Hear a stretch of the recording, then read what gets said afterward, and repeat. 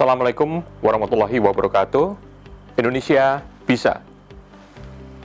Dan sekarang saya akan masuk kepada poin keempat dari 4 kunci sukses kupu-kupu hebat penjaga NKRI di masa akan datang. Anda semua, generasi muda Indonesia, yaitu adalah fighter.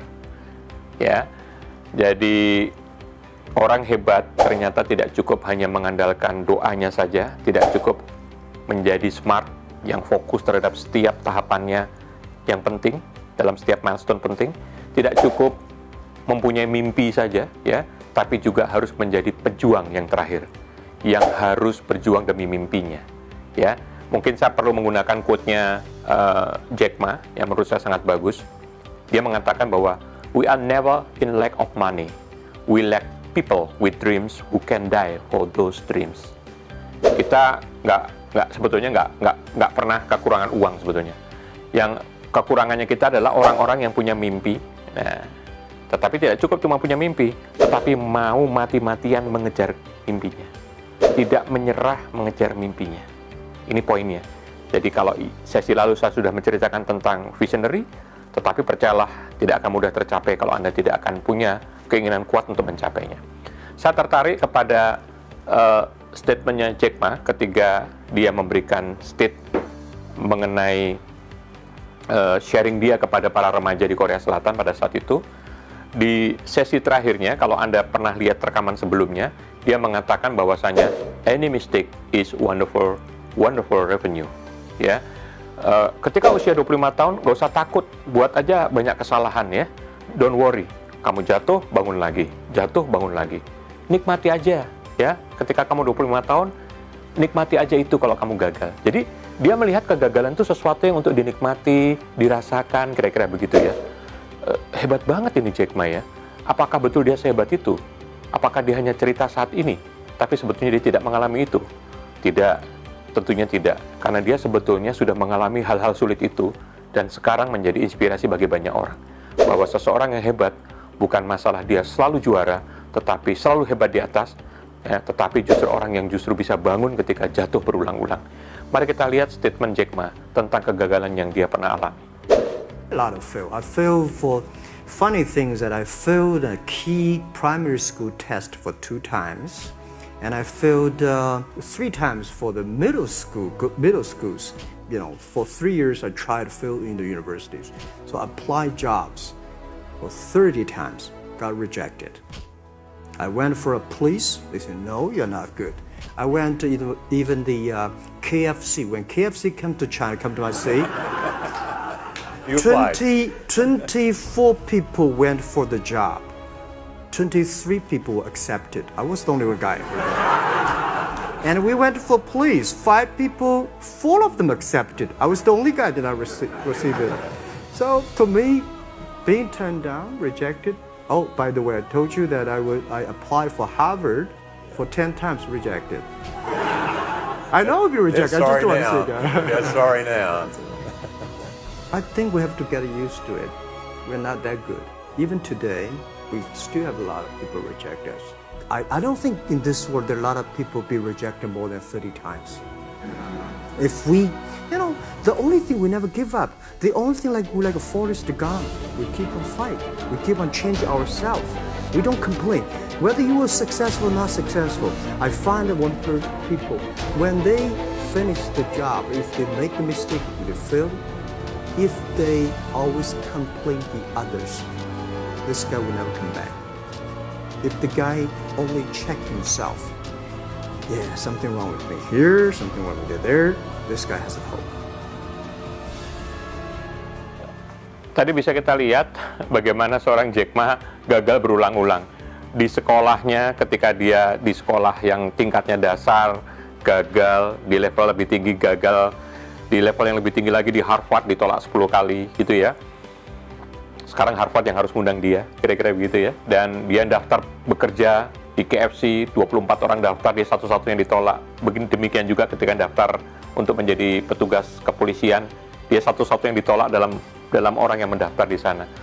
Dan dia mencontohkan di situ ada cerita yang sangat menginspirasi dia tentang Forrest Gump. Jadi bagaimana dalam film itu dia tidak pernah menyalahkan orang lain dan bagaimana terus berjuang dan berjuang, dari dia mempunyai kecacatan sehingga dia bisa berdiri, bahkan dia dikenal sebagai orang yang punya kemampuan lari yang luar biasa, ya. Dan dia sangat serius dalam melakukan sesuatu tanpa komplain ke kanan dan ke kiri, dan itu menjadi poin penting. Kalau Anda mau sukses, jangan salahkan orang lain. Koreksi diri Anda, lihat diri Anda, dan perbaiki diri Anda. Itu poin-poin yang menyebabkan dia terus bisa bertahan.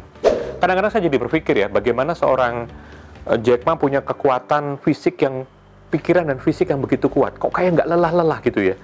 Gagal, bangun, gagal, jatuh, bangun lagi, dan seterusnya. Sebetulnya ada satu teori yang memperkuat ini. Teori itu adalah yang dinamakan adanya hubungan antara pikiran dan fisik kita. Jadi sebetulnya pikiran kita tuh seperti apa toh?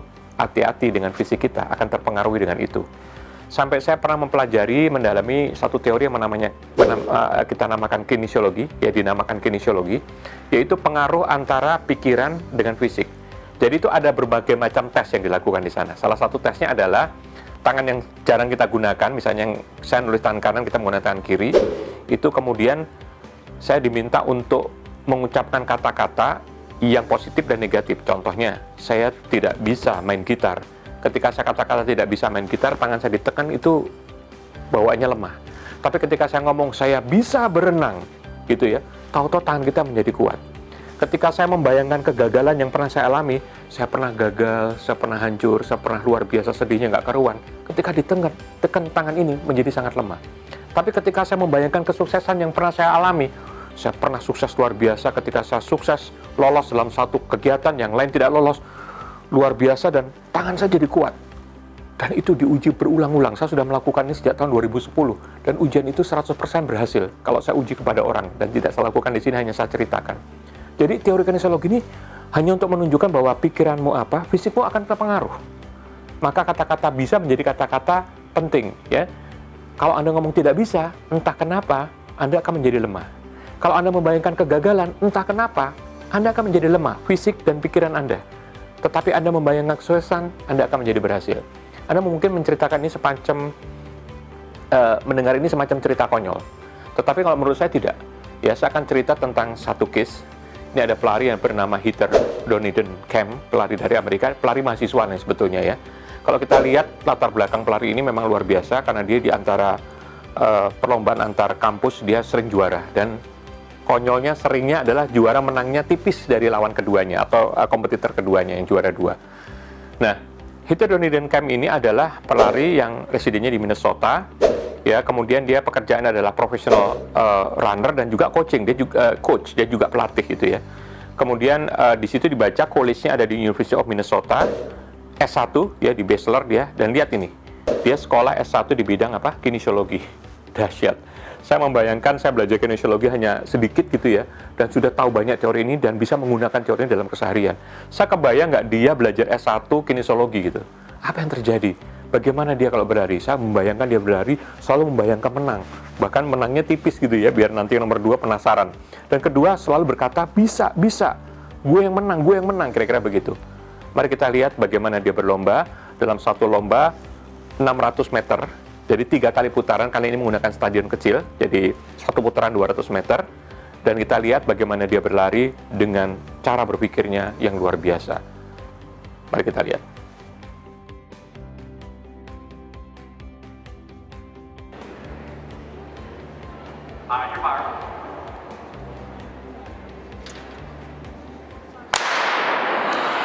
The 600-meter underway. Heather Doniden in Minnesota finished second in this event a year ago. She was in lane 4. And Doniden is probably going to be your favorite.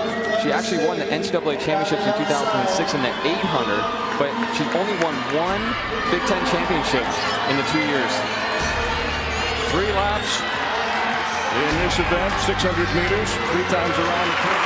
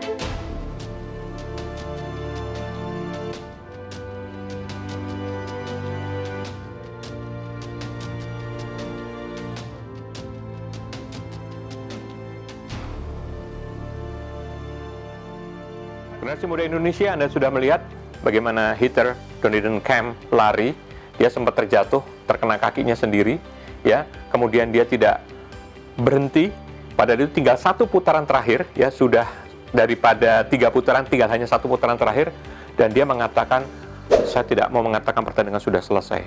Saya tidak mengatakan ini saya kalah. Saya terus lari, terus lari, terus lari. Dalam pikirannya hanya mengatakan, saya bisa, dan membayangkan saya menang kembali. Dan apa yang terjadi? Dia menang kembali, dan catatannya dia hanya menang 0,04 detik lebih cepat daripada juara keduanya. Nyesek itu juara keduanya, ya enggak? Apa yang bisa saya simpulkan di sini adalah, ya, di sini adalah bahwasanya kita harus ingat pikiranmu membentuk fisikmu. Ketika Anda berpikir yakin, positif, membayangkan keberhasilan, maka somehow fisik kita juga menjadi kuat.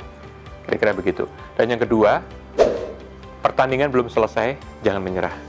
Jadi apapun situasinya, ketinggalan berapa jauh pun Anda, jangan pernah berpikir Anda berhenti. Karena pertandingan faktanya belum selesai. Loh, kapan selesainya? Ketika kita sudah tidak bernyawa, ketika kita sudah tidak punya nafas, ketika kita sudah kembali kepada Allah, itulah kita sudah berakhir. So, selama kita masih punya nafas dan degup jantung, pertandingan belum selesai dan jangan menyerah. Nah, yang paling penting adalah, poinnya adalah, ketika kita mengutarakan kata-kata bisa, hasilnya beda banget dengan tidak bisa. Dan hitter melakukan itu, dia selalu berteriak bisa kepada dirinya. Dan bisa ini menjadi kata-kata yang sangat ajaib bagi seseorang untuk menjadi kuat dan betul-betul bisa menyelesaikan apa yang dia jadikan target.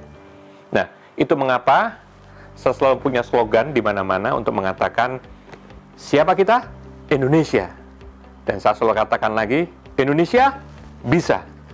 Karena bisa akan mempengaruhi fisik dan pikiran kita semua untuk menjadi orang yang jauh lebih hebat dari normal yang kita punya. Saya rasa itu yang saya bisa berikan, dan ini merupakan kesimpulan dari semua poin yang saya sudah sampaikan dalam sesi ini dan sesi-sesi sebelumnya. Ingat, ada 4 kunci sukses Anda yang kalau Anda lakukan, insya Allah Anda akan berhasil untuk menjadi kupu-kupu hebat di negeri ini, penjaga NKRI di masa akan datang. Dan ini sudah dilakukan oleh banyak orang-orang sukses sebelum kita. Ya, apa itu? Saya summary lagi. Yang pertama adalah great prayer, jaga keimanan kita. Mohon kepada Allah Subhanahu wa Ta'ala terhadap apapun yang akan terjadi di depan kita. Yang kedua adalah smart. Apa itu? Fokus. Karena fokus ini adalah lebih penting daripada pintar. Khususnya fokus pada milestone-milestone penting dalam hidup Anda. Yang ketiga adalah visionary. Buatlah mimpi Anda. Apa, kapan, dan di mana. Ya, rencanakan dengan detail. Karena itu seperti rel kereta api untuk arah Anda bergerak nanti. Dan terakhir, itu tidak cukup karena Anda harus mati-matian mengejar mimpi itu. Anda harus mempunyai jiwa fighter sebagai pejuang yang siap jatuh dan bangun lagi, jatuh dan bangun lagi. Saya rasa itu yang bisa saya berikan. Semoga bermanfaat. Terima kasih. Wassalamualaikum warahmatullahi wabarakatuh. Indonesia bisa.